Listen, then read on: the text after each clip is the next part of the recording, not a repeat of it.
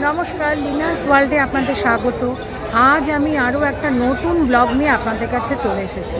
আজকের ব্লগটা না একটা অসাধারণ ব্যাপার। কি বলুন তো, আজকে কলকাতার সবথেকে বড় এবং সুন্দর প্রভু জগন্নাথের মন্দির উদ্বোধন হচ্ছে। এটা কোথায়, কিভাবে আসবেন আর কখন কখন মন্দিরে পুজো দিতে পারবেন প্রত্যেকটি আপনাদেরকে বলবো। তার আগে আপনাদেরকে বলি এখানে আসবেন কি করে। এটা হচ্ছে কারিগরি ভবন, এইটাই হচ্ছে মন্দিরে যাবার স্টপেজ। আচ্ছা, এখানে আসবেন কী করে? বিধাননগর স্টেশন থেকে বা এয়ারপোর্ট 1 নম্বর গেট থেকে যে বাসগুলো সাপুজিতে আসে তাদেরকে বললেই এই কারিগরি ভবনে নামিয়ে দেবে। আর সাপুজিগামী কোনো বাস যদি না পান তাহলে বিশ্ব বাংলা গেটে আসতে হবে। গেটের সামনের দিকেই অটো পেয়ে যাবেন কারিগরি ভবনে আসার জন্য। কারিগরি ভবনকে ডান দিকে ফেলে সামনে মিনিট 2-3 হেঁটে যেতে হবে। এবারে এই যে ডান দিকের যে রাস্তাটা ঢুকে যাচ্ছে, এখান থেকে সোজা মিনিট 5 গেলে মন্দিরে দর্শন পেয়ে যাবে। দেখুন, দূর থেকে দেখা যাচ্ছে অপূর্ব সুন্দর জগন্নাথের মন্দির। চলুন, পৌঁছে গেছি একদম জগন্নাথের মন্দিরের সামনে। দেখতে পাচ্ছেন দুপাশে দুটো বড় বড় গেট তৈরি হয়েছে, কিন্তু এখনও পুরো কমপ্লিট হয়নি। আর ফুল দিয়ে খুব সুন্দর সাজানো রয়েছে। চলুন এবার মন্দিরে ভেতরে প্রবেশ করি, বাবার দর্শন করি।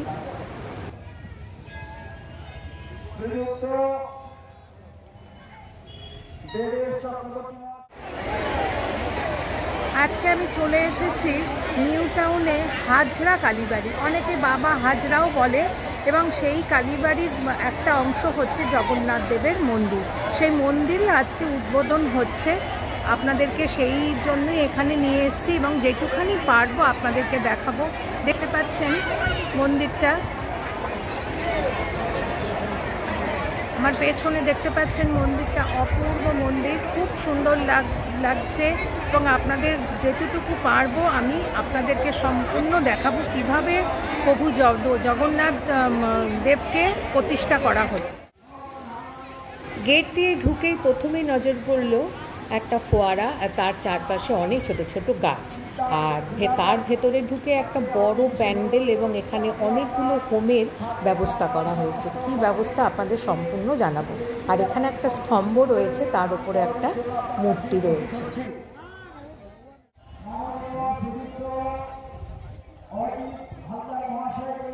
আচ্ছা, এই প্যান্ডেলের নিচে 5টা হোমের জায়গা আছে।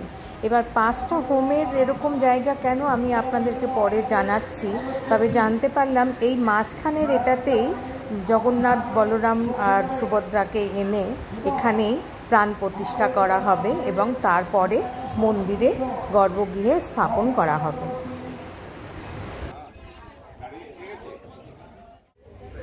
প্রত্যেকটি হোমের জায়গাতেই 5টা ঘট বসিয়ে তার উপরে মুচি আর গামছা দেওয়া হয়েছে। আর এপাশে দেখুন ধুনুচি আছে, মোমবাতি আছে, একটা বিশেষ চাল আছে, ধুতি আছে, আর এখানে সুন্দরভাবে কোট করে আলপনা করা আছে। আর যেখানে হোম হবে তার উপরে একটা হাঁড়ি বসানো আছে। কেন এই হাঁড়িটা বসানো আছে আপনাদেরকে সবই জানাবো।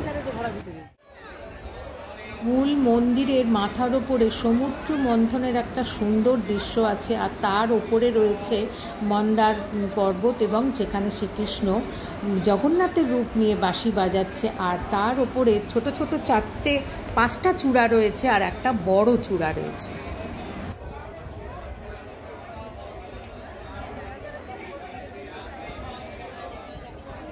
মন্দিরের দুপাশে দুটো স্তম্ভ বা চূড়া বানানো হয়েছে, যেখানে ওপরে রয়েছে বিষ্ণুর 10 অবতারের মূর্তি, আর নিচে রয়েছে নগর কীর্তনের মূর্তিগুলো।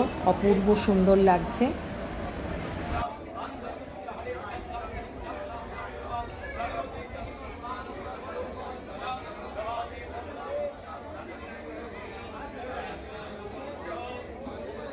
পুরো মন্দিরটা সাদা কালার এবং সোনালি বিট দেওয়া হয়েছে, অপূর্ব লাগছে তার জন্য। আর মন্দিরের চারিপাশে অনেক দেবদেবীর মূর্তি রয়েছে।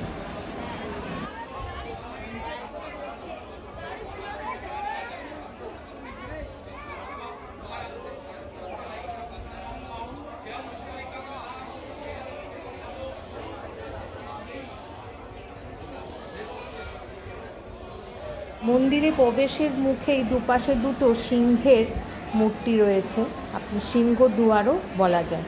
চলুন এবারে ভেতরে প্রবেশ করুন।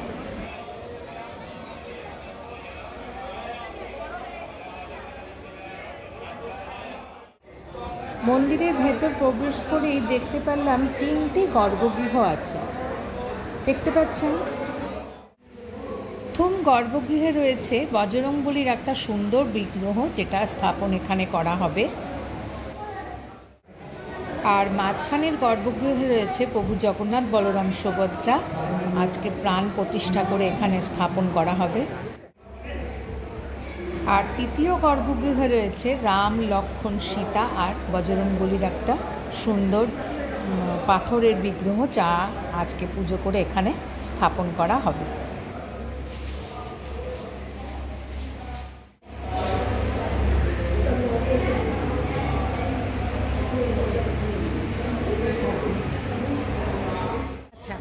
এখানে দেখুন 5টা বেদি তৈরি হয়েছে, এবং 5টা বেদি কেন আপনাদের আমাদের শরীরে কটা ভূত হয়? পঞ্চভূত, পঞ্চ ইন্দ্র, 5টা বেদি। একটা হচ্ছে কি মেন মন্দিরের, আর একটা আপনার হচ্ছে কি জগন্নাথ মন্দিরের, একটা হচ্ছে কি হনুমানজির হচ্ছে, একটা হচ্ছে রাম, সীতা, লক্ষ্মণের হচ্ছে।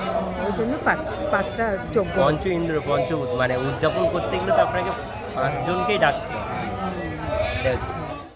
श्री रामचंद्र की, श्री लक्ष्मण जी की, लक्ष्मण जी की, सीता मैया की, सीता मैया की, जगन्नाथ जी की। পুরোহিত মশাইবার পুজোয় বসে গেছেন, আর তা প্রথমেই নারায়ণকে এনে বসানো হচ্ছে, দেখতে পাচ্ছেন।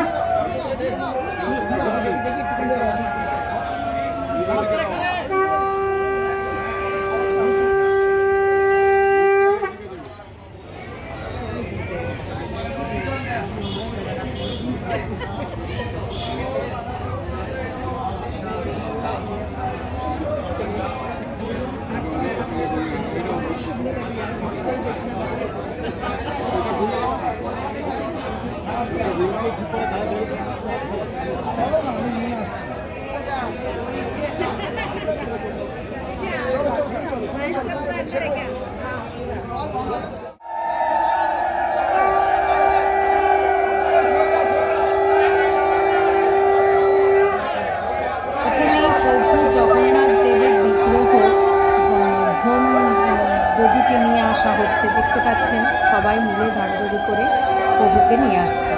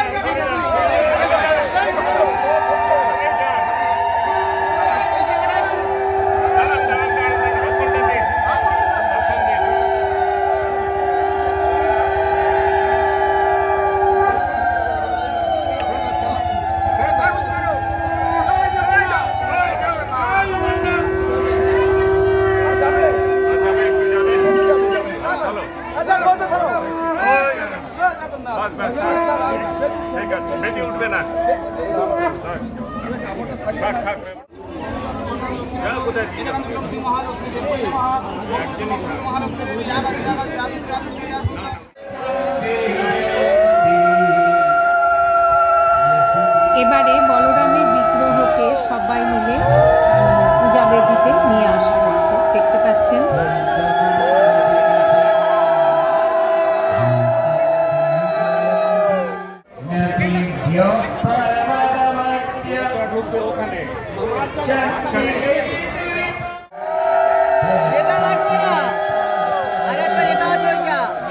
এবারে বিগ্রহকে নিয়ে আসা হচ্ছে পূজা বেদিতে।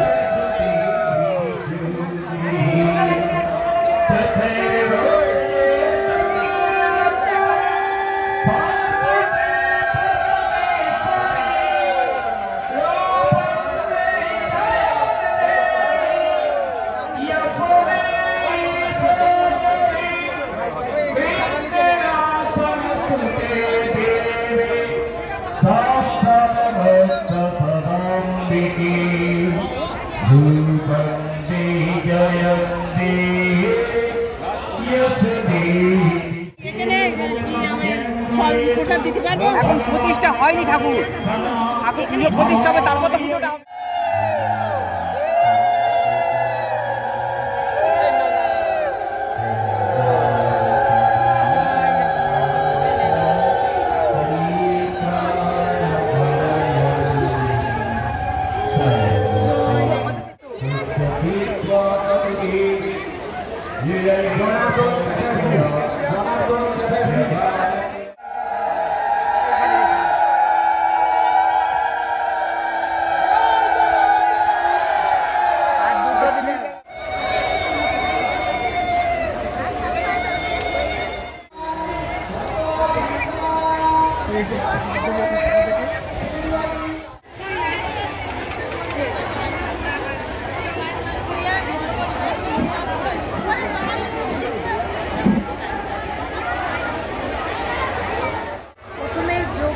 কাঠ দিয়ে একটা হাঁড়ির মধ্যে ভাত রান্না করে এবং তারপরে সেই ভাতটা পাশে রেখে দিয়ে তারপরে যজ্ঞ আরম্ভ হয়েছে। দেখতে পাচ্ছেন ভাতগুলো দেওয়া হচ্ছে আর ঘি দেওয়া হচ্ছে। প্রত্যেকটি মঞ্চে একসঙ্গে আরম্ভ হয়েছে, শুধু জগন্নাথের যে মঞ্চটা আছে এখনও ভাতটা রান্না হচ্ছে।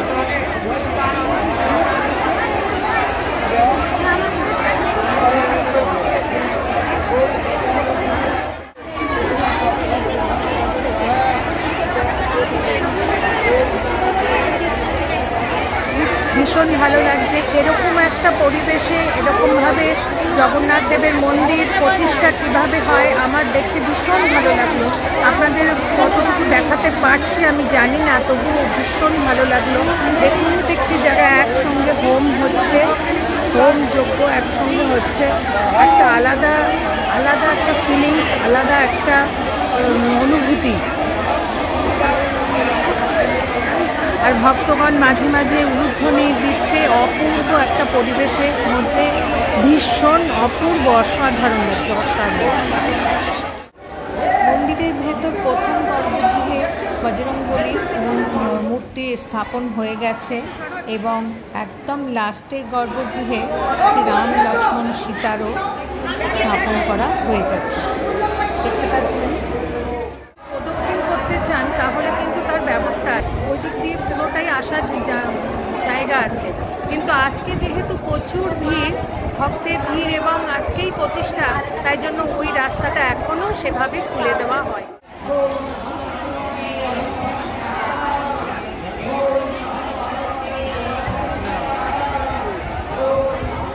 আচ্ছা, হোমযজ্ঞ হচ্ছে সব এবং প্রাণ প্রতিষ্ঠা হয়ে গেছে। এবার যারা যারা দীক্ষা নেবে, দীক্ষা দেওয়ার পরে হরে কৃষ্ণ হরে কৃষ্ণ কৃষ্ণ কৃষ্ণ হরে হরে হরে। হোমযজ্ঞ প্রায় শেষ হয়ে এসছে, এখন হচ্ছে যারা দীক্ষা নিচ্ছে তাদেরকে দীক্ষা দেওয়া হচ্ছে। তারপরে গর্ভগৃহে জগন্নাথ বলরাম সুভদ্রাকে স্থাপন করা হবে। এই হলো হাজরা কালীবাড়ি, অনেকে বাবা হাজরা কালীবাড়ি বলে। এটা হচ্ছে 550 বা 500 বছরের পুরনো। আপনাদেরকে দেখাতে সেভাবে পারলাম না। দেখুন মন্দিরটা অপূর্ব আর কি কালারফুল না, আর খুব জাগ্রত মন্দির। এর ইতিহাস আপনাদেরকে আরও একদিন এসে নিশ্চয়ই জানাবো। এই মন্দিরেরই একটা অংশ হচ্ছে আজকের প্রভুর মন্দির। এখানে মেলাও বসেছে এবং অনেক রকম ফুচকা, আইসক্রিম, গটকটি, জিলিপির দোকান বসেছে, সে আনন্দ আপনারা নিতে পারেন। দেখতে পাচ্ছেন এই রথটা উল্টো রথের দিন টানা হবে। উল্টো রথের দিন জগন্নাথ বলরাম সুভদ্রাকে বসিয়ে রথ টানা হবে।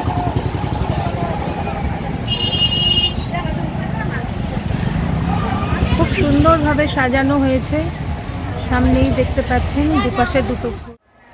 মন্দির কর্তৃপক্ষদের কাছ থেকে জানতে পারলাম যে ওনাদের অনেক বছরেরই ইচ্ছা ছিল যে হাজরা কালীবাড়ির পাশাপাশি একটা প্রভু জগন্নাথ দেবের মন্দির স্থাপন করা, এবং গ্রামবাসীরাও চাইছিলেন যেখানে একটু রথযাত্রা হোক।